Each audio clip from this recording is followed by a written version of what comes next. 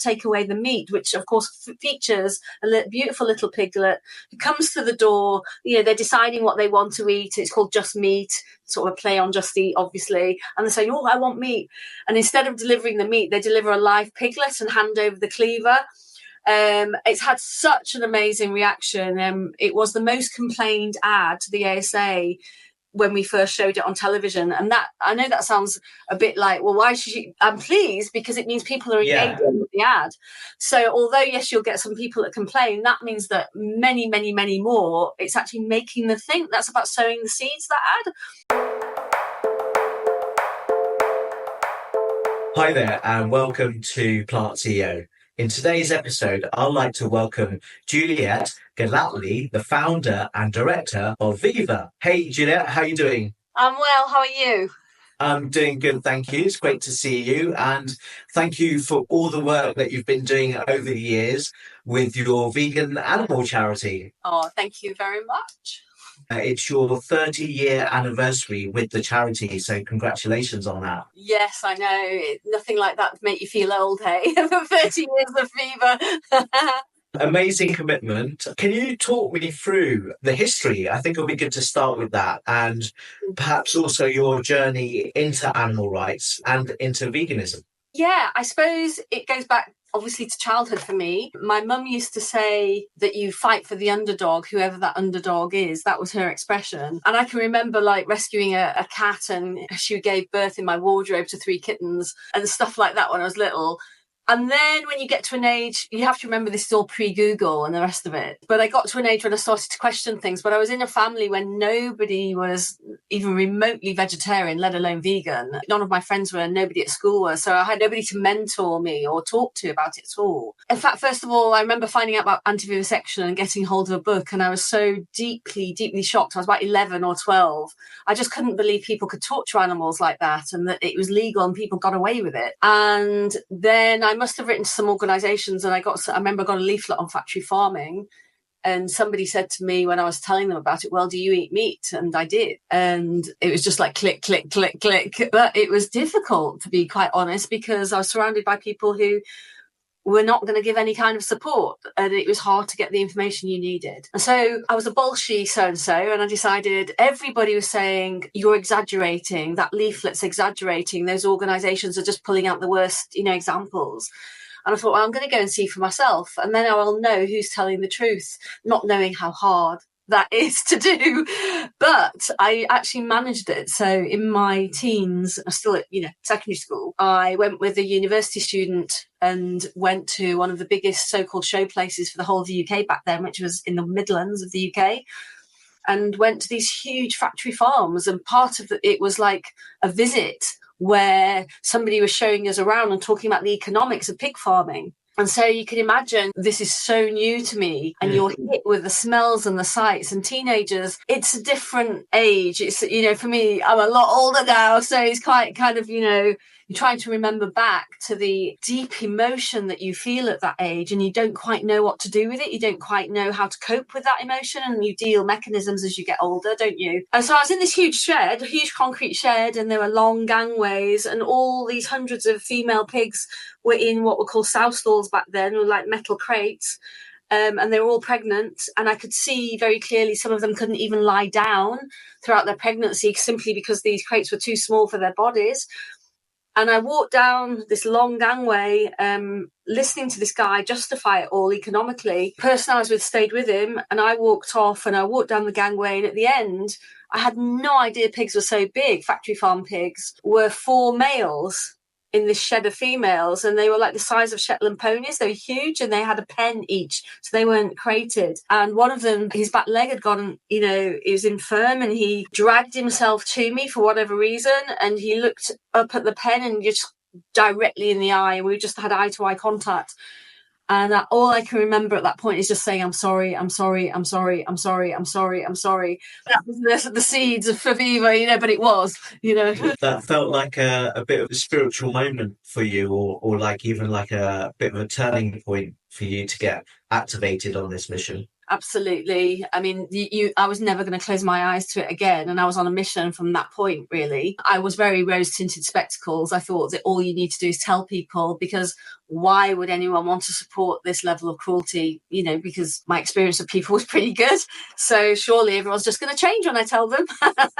And yeah, I think I experienced the same thing. For me, like we went on a family holiday to Glastonbury, not for the music festival, but I was there. Me and my brother-in-law, we were walking past a field of cows, and then one cow basically approached me by the fence, and then had this again a similar moment, but then the rest of the herd followed her right towards the fence. And I felt, and this is the time that I was sort of looking into veganism and wanting to do something about it. And so that moment for me was also pivotal. But basically, my brother-in-law said, no, the herd is just protecting themselves. And I said, no, I see it completely different than what you're saying.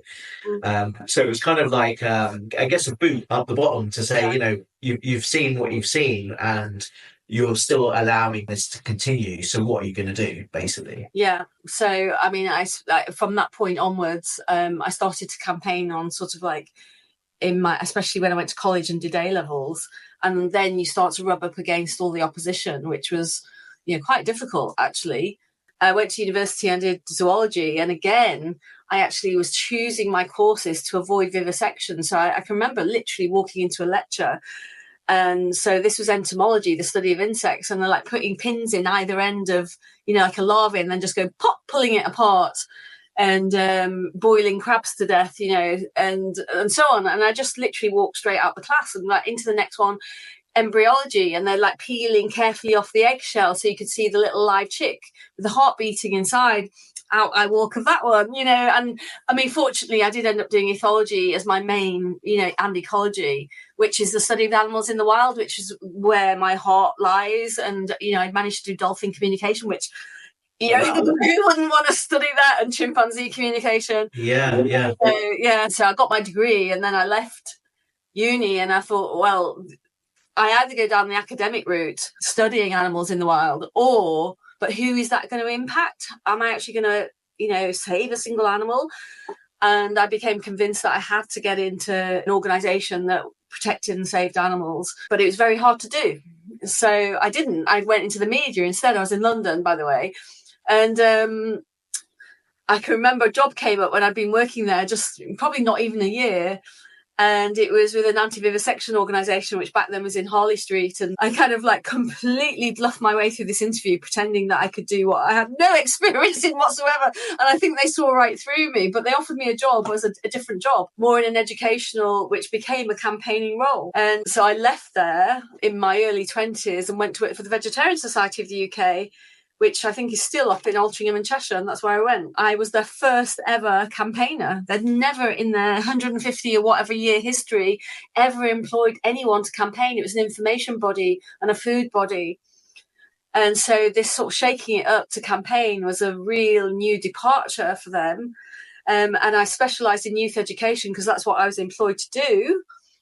And within 3 years, the youth educational side was bigger than the whole of their adult side in terms of numbers of members and magazines being produced, because partly it was so exciting to British media and so exciting to teenagers. Nobody had ever campaigned on this before. So I was doing television you wouldn't believe it. You'd be in dreamland. I was doing daytime television, 6 o'clock news, MTV. It was just so easy to get. And it was very exciting times, actually. So thinking back, say, if you were on daytime TV or MTV, what sort of things were you talking about back then? Exactly the same things you're talking about today, except the issues have become ever more urgent. But the issues are the same, fundamentally. So I was devising campaign. The first ever youth campaign I did then was called Scream, which was School Campaign for Action Against Meat, which even today would be seen as quite radical, to be honest. But I remember we had pictures in like teenage magazines, one of which was called Just 17, for those that remember. I remember that. It was particularly supportive. And when they had like a page spare, they'd give it us really, really cheap. And I can remember it had like this red background, very stark white with, red, black and white in the centre. And it just said something like, imagine you were strapped to your desk and you could never escape all day, every day, and you were pregnant, and basically saying, imagine what the life is like for a pig. And it was saying, join the Scream campaign. We were just inundated in a way that I don't think any organisation has ever seen since in that sphere.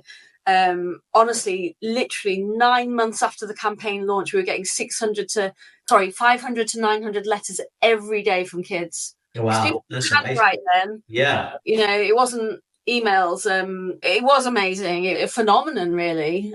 So we built up this whole massive sort of youth education. I launched a youth magazine where it was very much for them, by them. Yeah, it was very exciting times and really interesting. People today still at Viva, which, as you just said, is 30 years old. I've still got people who are members of Viva who said, I first went vegetarian when you back then had that magazine, and I'm still with you with Viva today. Quite incredible. Yeah. Yeah, it must be quite funny seeing all those pictures of all the music stars and then suddenly you see one of these adverts. Yeah. all the artists back in the day. I mean, I guess in the 80s, I guess it was, or even the 70s. Back then. Yeah, it was. When I first started Viva, which was 3 decades ago, my colleague managed to get in an interview with Damon Albarn of Blur then, who was at his absolute height at that point. Oh, wow. Yeah, I know. But he didn't do it by normal arrangement, which is like, this is what it's like when you set up a new organisation. He literally went on the stage and went behind stage and went to talk to Damon, and Damon, like the security running in after him, and they're going like, no, stop. And he was kind of like a bit off his head on drugs, and he's like, just marijuana. And he's just like, oh no, let him stay. I'll talk to him.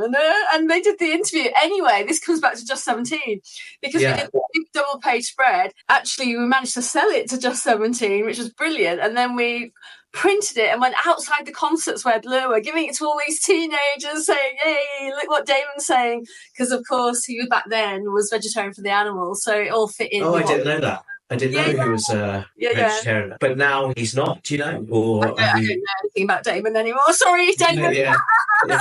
Well, I did see Blur last year when they came in concert. In Wembley Stadium, because I'm also in a covers band, so we do a couple of their songs in our band. So one of our band members, he absolutely goes nuts with Blur, so we had to go just for him, but we had a great laugh. But I think, popular culture does influence society a lot, and especially getting hold of these music artists and celebrities who are just more vocal with their own audience, right? And they have the reach, so why not use it? We need to encourage more of the stars who are plant-based, and it's normally for the animals. A lot of them are doing it for the animals, and that's where I think the longevity lasts, when somebody does do it for the animals, right, compared to just themselves or their own health, etc. So we need these stars to come out more. Yeah, I mean, we work with celebrities along the way. Definitely, if you've got somebody like Billie Eilish with her kind of reach, I mean, it's just gigantic, and she's become very vocal and stated really clearly it's for the animals. Of course it has an influence on, again, it's going back to being a kid, isn't it?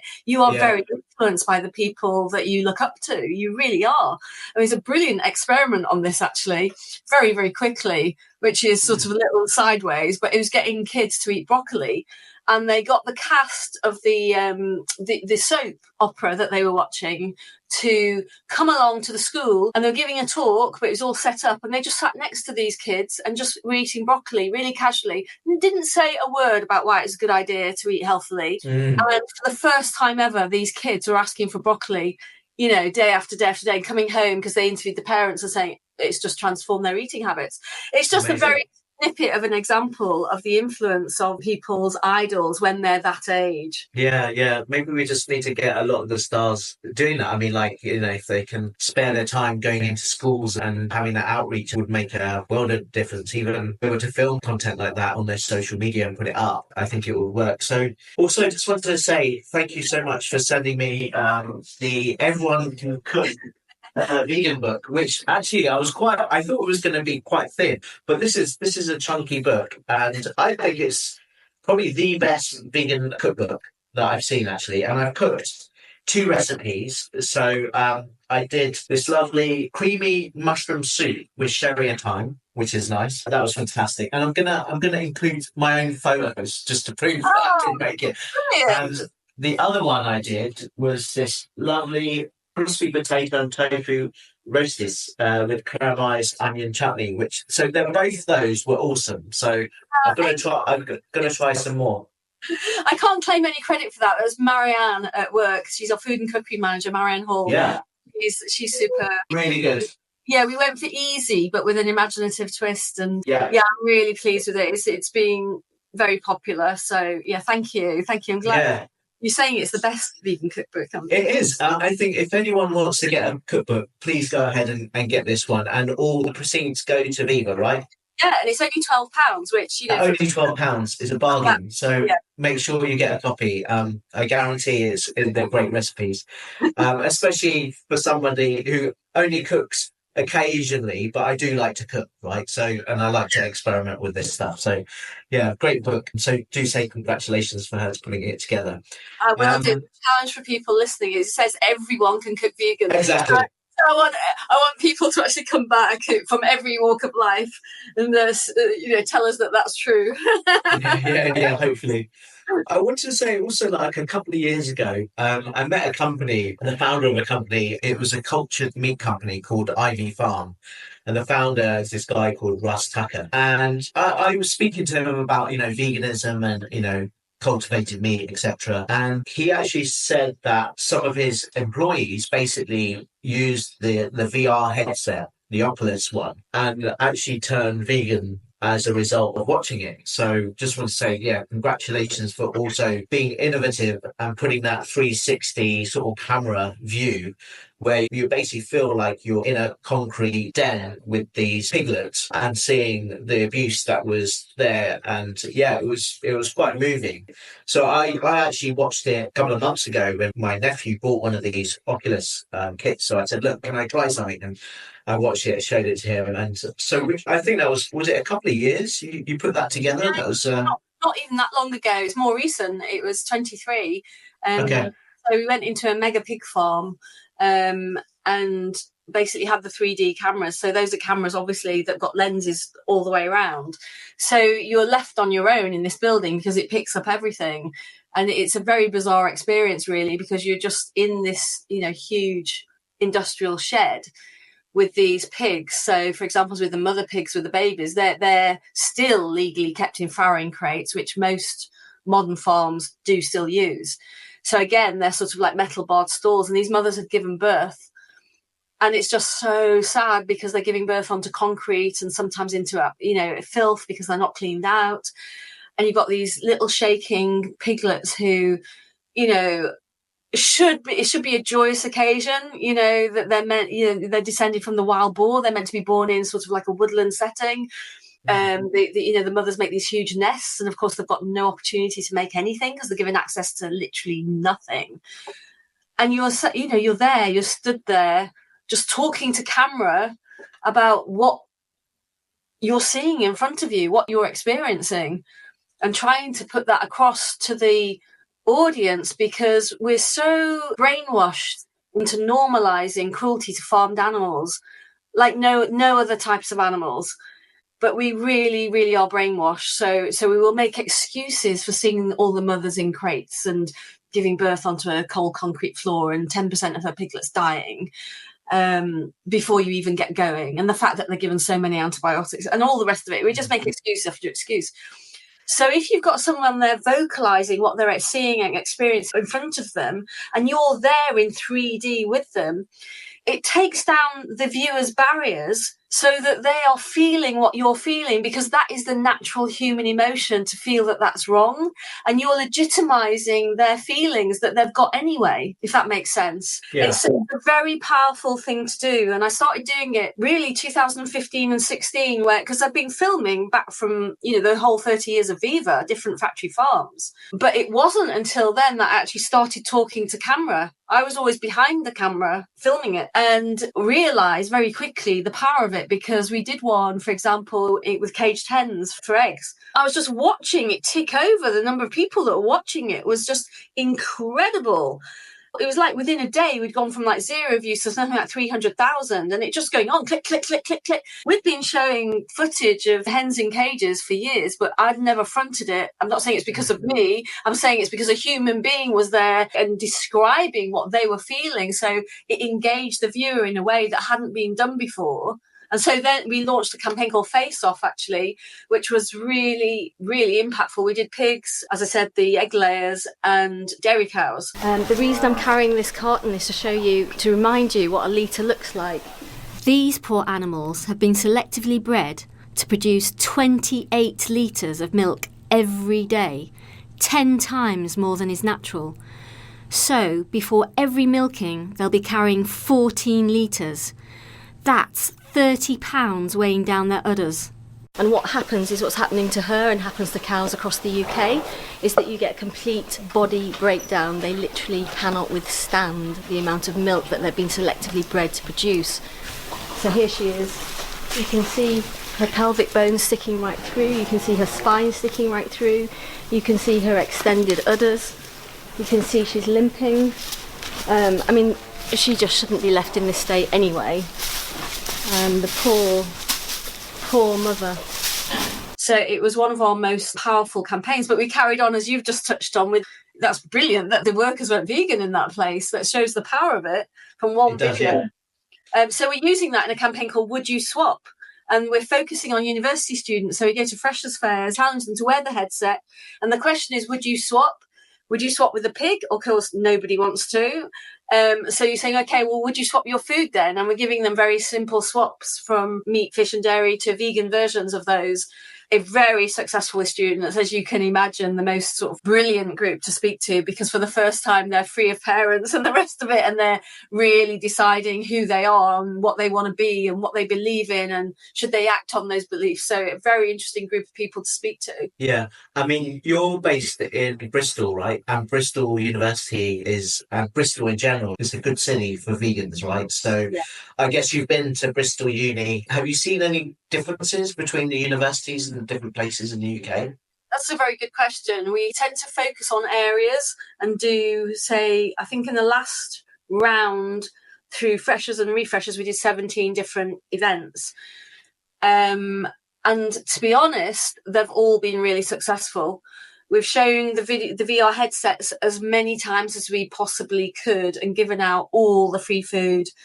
And chatted with students, and they've been receptive no matter where we have been in the UK, and that includes Scotland, by the way, because in the last round we included Scotland in our outreach, and people were just as open there as they were down in the southwest. So yeah, which is very good news. Yeah, I'm not sure that would be the same for every age group, and you have to remember, of course, students travel to the university, so they're not necessarily from that area, but for universities it was true. Yeah, and some of these universities now are also changing their menus, right? So where they're predominantly plant-based. So given the opportunity, is it encouraging these students to basically create this, I guess, lobbying to their catering of the university to get more plant-based meals in? That's done largely from an environmental perspective. And of course, the so-called eco-anxiety, as it's been labelled, from young people is really high. You know, they're hearing about the climate crisis pretty much every day in the news in one form or another, and often on social media that they're watching. And so the cry from young people is, well, what can I do about it? It's sort of like, you know, your generation is screwed up, basically. We want to actually make sure that we do have a future. I've heard so many young people say, I'm never going to have children because how can I possibly? You know, and that is so sad. And, you know, the fact that UN has said that 1 million species are at risk of extinction is a, you know, phenomenal figure of gargantuan proportions.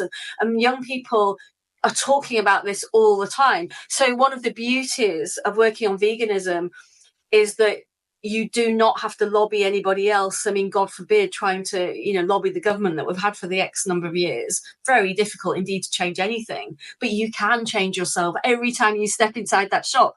And so the next comeback, as you will know, is, well, I'm just one person. Does it make any difference? And so it's like the biggest enemy of any campaigning group is apathy. It's not that people want to be cruel. They do not. And so it's convincing them that actually you are, in fact, you know, contributing to this, but it's not because you meant to, it's the way that you were brought up and we were all hoodwinked, but you can do something about it. And yes, your action does count. And I was really pleased that, in fact, in this year and in 23, so very recent, the 3 big surveys on veganism, We're very similar actually in the results, and if you pull those together, it's 8,000 people that they survey, so it's a substantial number of people. So with vegetarian and vegan, you're looking at 10% of the population, another 5-6% pescatarian, so no meat at all, and then on top of that you've got another 15% of adults. So this is adults 18 over, and it doesn't count teenagers below that. Are flexitarian, and one of them defined flexitarianism as only eating meat once a month or less. So you're looking at a true meat reduction. That's 30% of the adult population before you even look at other changes. So yes, it does matter what you do. It truly is having an impact. These numbers are building and building and building. I looked at agriculture in the UK, the latest one that's just come out, and there's been a reduction in the meat industry. And there are substantial changes, as we all know, going on. You know, restaurant chains do not change their menu from token gesture vegetarian to token gesture vegan to whole vegan menus for fun. They do it because there's demand. Yeah, that's fantastic, by the way, and thank you for sharing those stats. So another campaign that you've been working on is the 50 by 25. Yeah. Do you want to talk a bit about that one as well? Yeah, so 50 by 25 is evolving into a bigger campaign called 50 for our planet, because it was always an environmental campaign. And what it is trying to get the food industry to go 50% for the sake of all our futures. And when I say our, I mean life, not just human life, all of life, because that's how serious these issues are now. Food is having such a big impact. So just by choosing, the vegan dish, when you go out to a restaurant, you're cutting that dish's impact on the climate crisis by half, on land use by 3/4, and on wildlife extinctions by a half. The stats are so staggeringly huge. What we eat every single meal is so impactful on our world. So, we haven't even launched the consumer part of it yet, but we're just going to be banging that drum and repeating those statistics over and over and over and over and over, simplifying it down to what the benefits of choosing plant-based dish is over choosing your typical meat. So I think it's going to have a lot of impact. We want to go into, getting it on TV and all the rest of it are, really big. But they are the people who have power. The CEOs of these restaurant chains, they have true power in changing the world. No, no underestimation. Already, Wagamama came on board pretty quickly. If you look at a menu like that, it's a nonsense that you can't have 50% of your menu in a major chain as vegan and not be successful. You can be successful as long as it tastes good.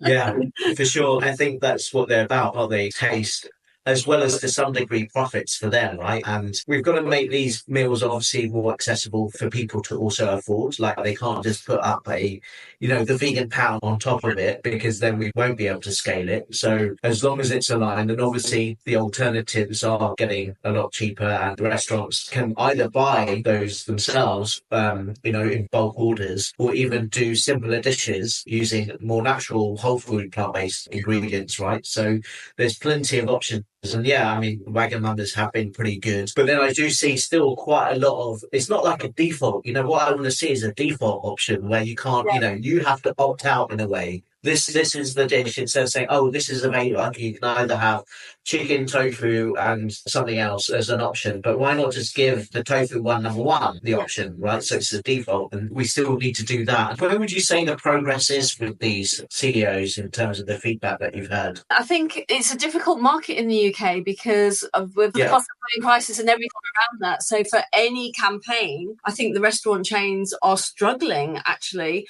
But in terms of working with them in progressing veganism and plant-based, very open-minded. There is a tangible feeling that veganism is the future. There's a knowledge base there that's grown a lot, that these environmental issues are not going to get lesser, they're going to get more intensive, and people are going to understand the impact of food, and therefore they're going to have to provide better options on their menu. So you've got, the reason I mentioned Wagamama is because I guess with Wagamama it's relatively easy for them to switch up, because it, like you just said, instead of the chicken you use the tofu, for example, because of the nature of the type of food that they're providing. Exactly. I think they may often do that at a cheaper cost, so there's an advantage to choosing the plant-based meal. Oh, yeah. Those restaurants, like, for example, let's go to a completely different example, the Ivy. I was talking to their staff in the Clifton branch, and they have really made efforts to push they put vegan and vegetarian together, and they've got sort of about 30% of their choices are now vegan. So that's quite a big increase for them. And that's much more traditional food. Yeah, exactly. Traditionally be serving a lot of steaks and stuff like that, so I'm glad they've put onto it for sure, especially for the media and creative industry. That's quite a big one, right? Where we're saying a lot of the impact could happen. Exactly. And the clue is, again, or the key thing is, again, that the food was delicious. It was genuinely delicious.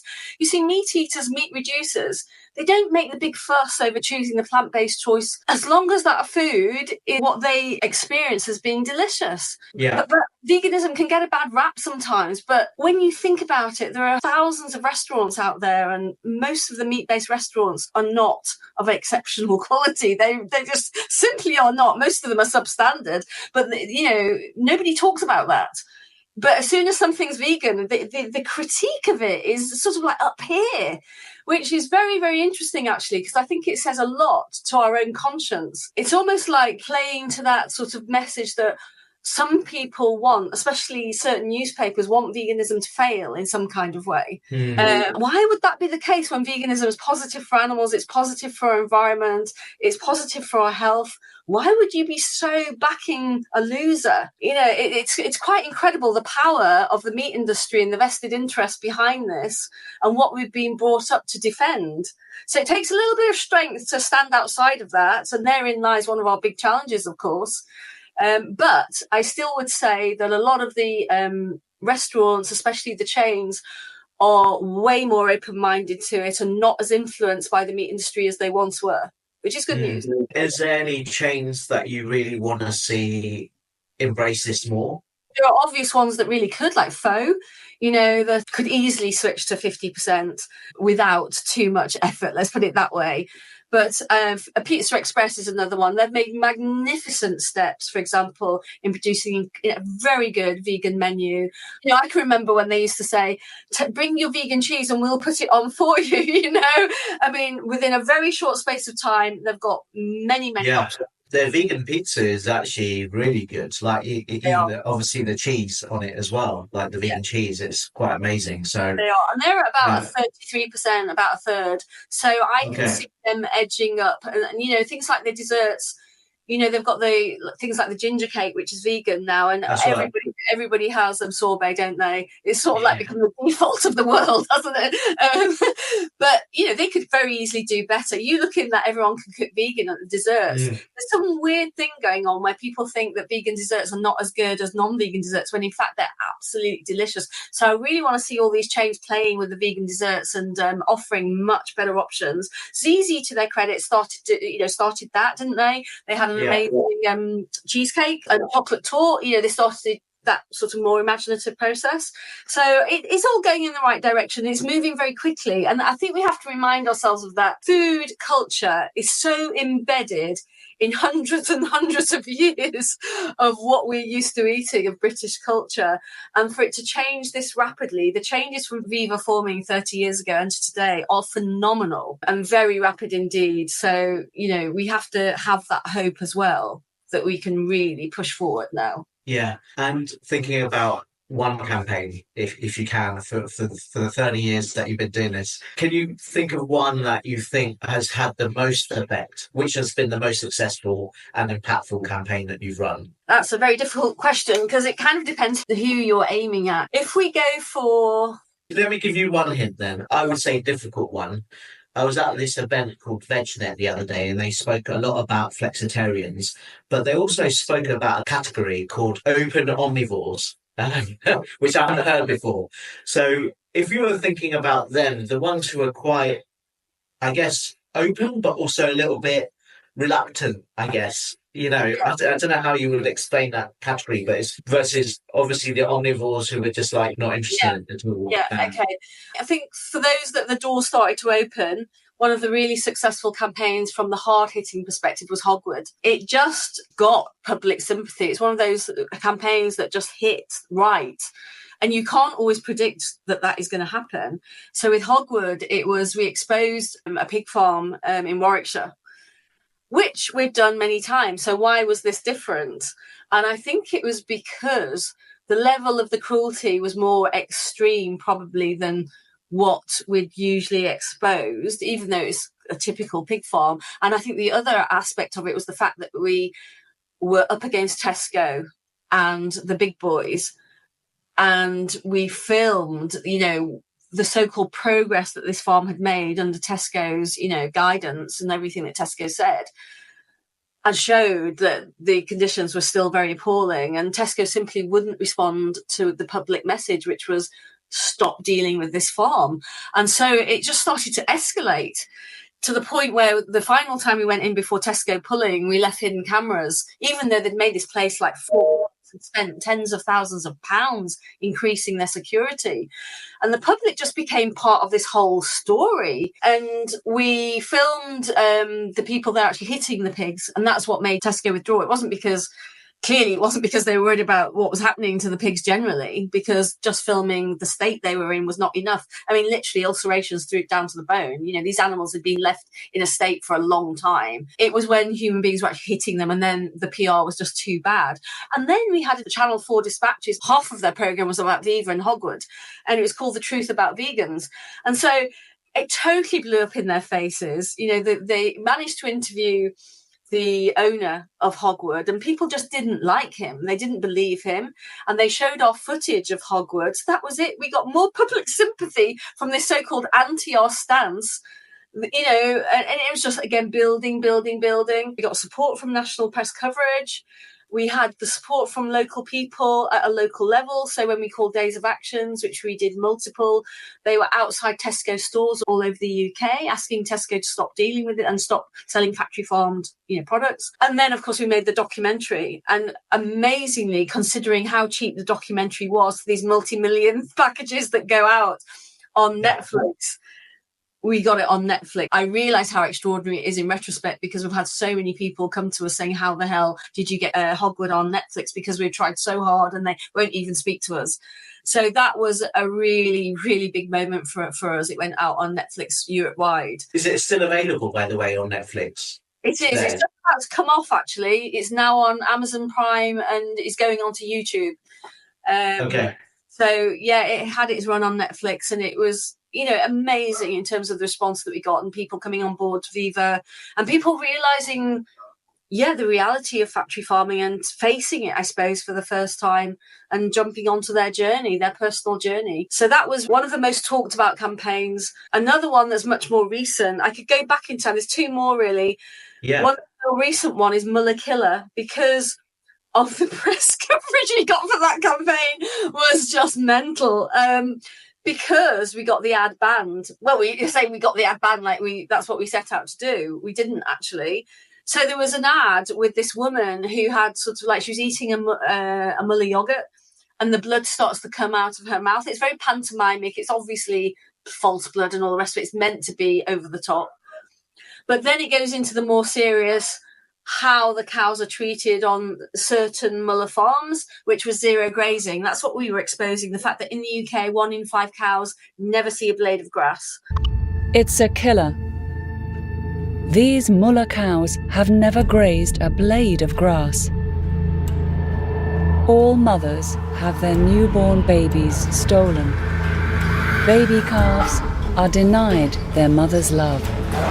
Mother cows are killed when their milk production falls. Many newborn babies are slaughtered.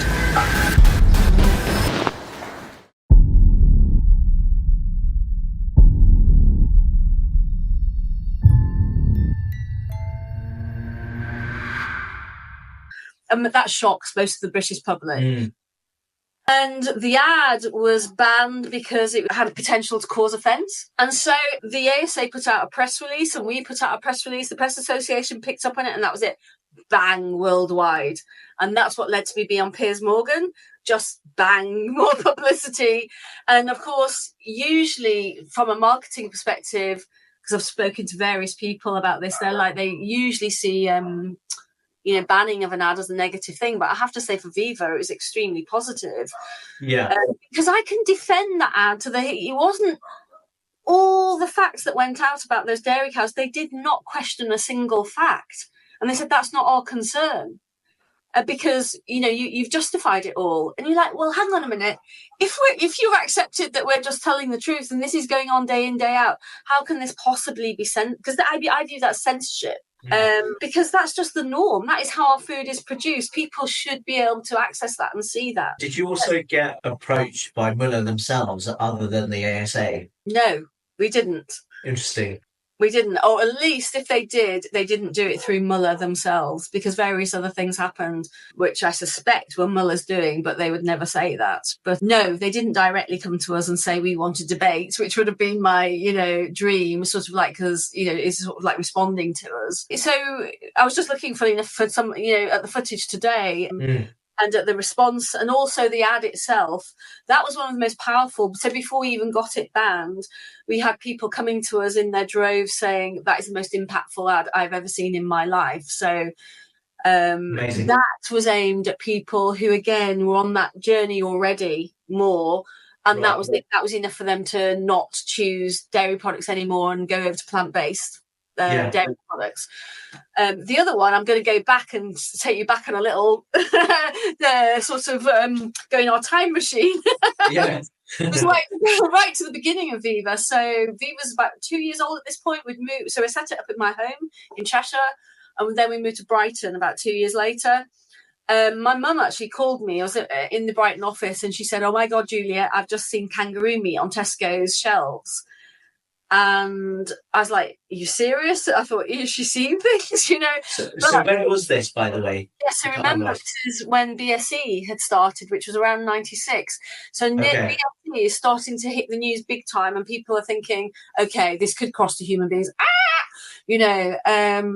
So what happened was the so-called exotic meats industry moved into the supermarket saying, sellers, marketers now will pay for major shelf space, and so that we're in the customer's eye, and this is the chance to get wild animals eaten, because we can say there's nothing unnatural about our products, whereas BSE, the whole thing was they fed sheep and cows back to cows. Okay.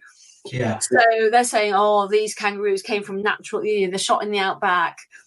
So it's absolutely fine to eat them. And the other industry that was growing up at exactly the same time was ostrich meat in the UK, due to other reasons, which was largely to do to people. We went in a massive economic crisis and people were being made redundant, and they were using their golden handshake to set up ostrich farms, even though they knew nothing about, they thought that would, So my background in zoology coming in very useful here. So I started to look at the physiology of kangaroos and everything that the kangaroo industry were arguing, which was that the industry was saying kangaroos are destroying Australia. They're destroying the environment. They're responsible for the climate crisis. And you're thinking, hang on a minute, natural indigenous species, can this be true? And of course it's not true. Who's destroying the environment in Australia? The hard-hooved sheep and cattle. So they just blatantly lie. But I started to become confident in my knowledge, and then I started to research ostriches as well, and we started filming them in the UK, and they're doing this stargazing behaviour where they're moving their heads, and it's stereotypical mental breakdown behaviour of these poor ostriches that obviously are supposed to be in Africa. Anyway, so we started to expose it, and how I handled that was choosing one supermarket at a time rather than doing the whole industry. And so we sort of Tesco again. So with kangaroo meat, we got an expose of footage of kangaroos being killed in Australia. So this is where the hard-hitting thing is really important. You have to be able to show the truth. And we got a national paper to do a double-page spread. It was on a Sunday, and the journalist was so confident in her story. She said, Tesco will withdraw this next week. That was pretty confident. Sure enough, 4 days later on the Thursday, Tesco withdrew all kangaroo meat. Then it exploded. The kangaroo industry was so angry, they actually flew over to the UK for our next round of actions, all the way from Australia. We were outside, so we did days of actions outside all the next store that we were targeting, and they were there at our Brighton one filming us. And then I was invited to Australia, and that was like, it was like being a pop star, only an unpopular one kind of thing. A controversial pop star, because I was actually being chauffeured from studio to studio to studio. I did every major Australian television. They just were not used to their industry being attacked, and they found it fascinating. They couldn't stop wanting to prod me. It was I was a woman, because there was quite a lot of still sexism around in Australia. I was in my 30s, and B, I was telling them what to do with their own wildlife, and they just couldn't resist that story. But to be fair to the media, once they'd got over that headline, they'd give me a real fair shot at it. And so I'd often be up against the industry, and the industry just crumbled in its own arguments because they could not stand up because they were lies. So credit where credit's due. To my little self, I knew my stuff. I'd read a whole PhD on it, and just honed it down to the key arguments and just hammered them. Came back, the next supermarket withdrew kangaroo meat, and then the next, and then the next. We got all 5 to completely stop pretty much the whole of the UK. And Amazing. Then we continued with ostrich meat, same story. And one of my proudest moments for Viva, which is why I chose it as an example of something that did impact, was that the veterinary magazine that was to do with exotic meats actually said Viva has caused the end of exotic meats in the UK. And I was just like, wow, what an accolade, And I saw a video of you going into, I think, Iceland, which was probably one of the 5 that you mentioned, right? So today, can you still find any exotic meats? So they played with bringing it back, like Sainsbury's brought kangaroo meat back relatively recently. And we went to the head of sustainability and said, what are you doing? Can we talk about this? Talk to them about the issues, the environmental issues, as well as, the obvious cruelty. And they withdrew straight away, to their credit. So some of them will dabble with it, and that's it. When you get a victory, you can't, with food, ever say that's absolutely permanent. You do have to watch, Yeah.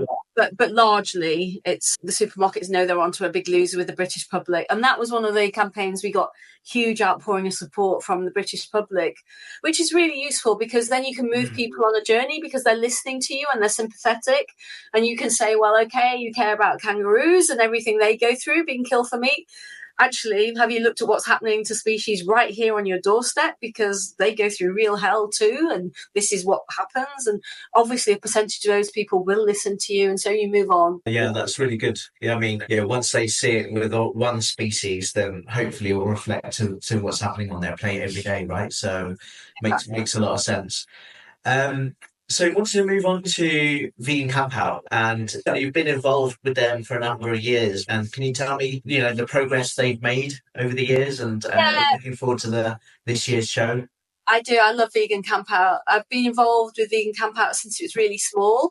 I think it was their second one. I can't remember exactly, but I'm going back quite a number of years now. And I just had a feeling that this was the festival to go with.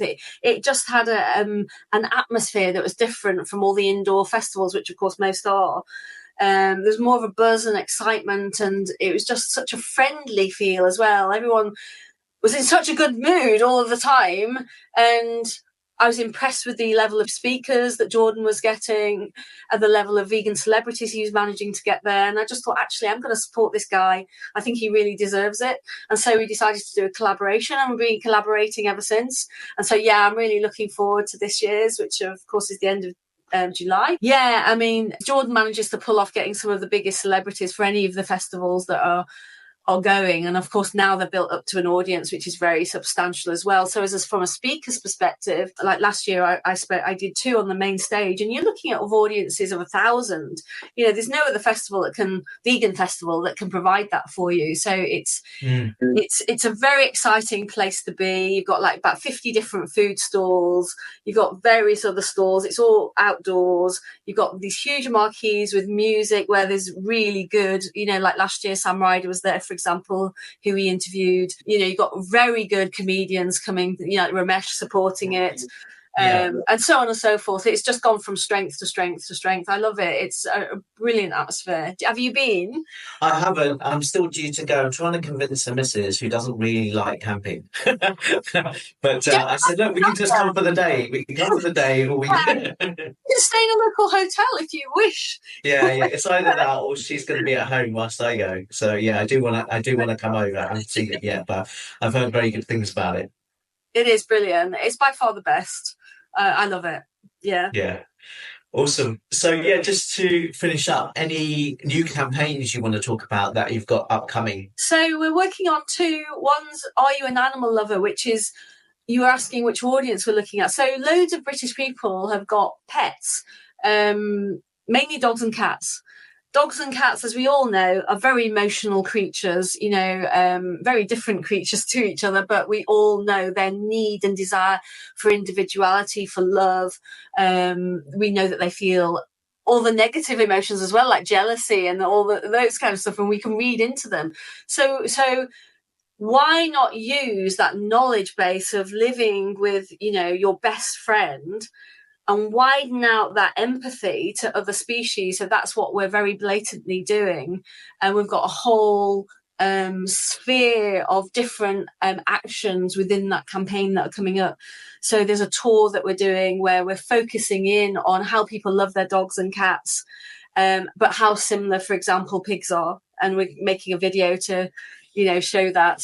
So there's lots of exciting things that are happening. We're getting funding to re-show the TV ad, Take Away the Meat, which of course features a beautiful little piglet who comes to the door. They're deciding what they want to eat. It's called Just Meat, sort of a play on Just Eat, obviously. And they're saying, oh, I want meat. And instead of delivering the meat, they deliver a live piglet and hand over the cleaver. It's had such an amazing reaction. It was the most complained ad to the ASA when we first showed it on television. And that, I know that sounds a bit like, well, why should you? I'm pleased because it means people are engaging with the ad. So although, yes, you'll get some people that complain, that means that many, many, many more, it's actually making them think. That's about sowing the seeds, that ad. So we've got funding to show that again as part of this Are You an Animal Lover? And then we're moving on to an anti-dairy campaign, actually, which is going under a different title, which I won't talk about yet. But what I'm really excited about is we've got funding to do a cinema ad. So as far as I'm aware, that's probably the first anti-dairy, as opposed to a food ad. There's been vegan food ads, but this is actually about the issues. So it's probably the first one in Britain that's ever been shown. And with cinema, I love cinema ads because although it's a smaller audience, you've got a really highly engaged audience watching your ad on this mega size screen. They can't just go off and make a cup of tea. You know that you've got that audience. So that's going to be really, really great. I'm excited by that. But there's lots of other things apart from the cinema ad that are happening as well. So yeah, I am excited by those things. Well, just want to say thank you so much for all the work that you've been doing. And I look forward to the next 30 years for Viva and whatever you can achieve campaign-wise to take this mission more to the mainstream and just get more of those flexitarians and those open omnivores to convert. That's what we want. Exactly. And that's what we're doing. Yay. Yeah, well done. And thank you again for coming on the show and talking about this with me. It's an absolute pleasure. Thanks for inviting me. All right. See you again soon. See you again soon. Bye. Take care. Bye.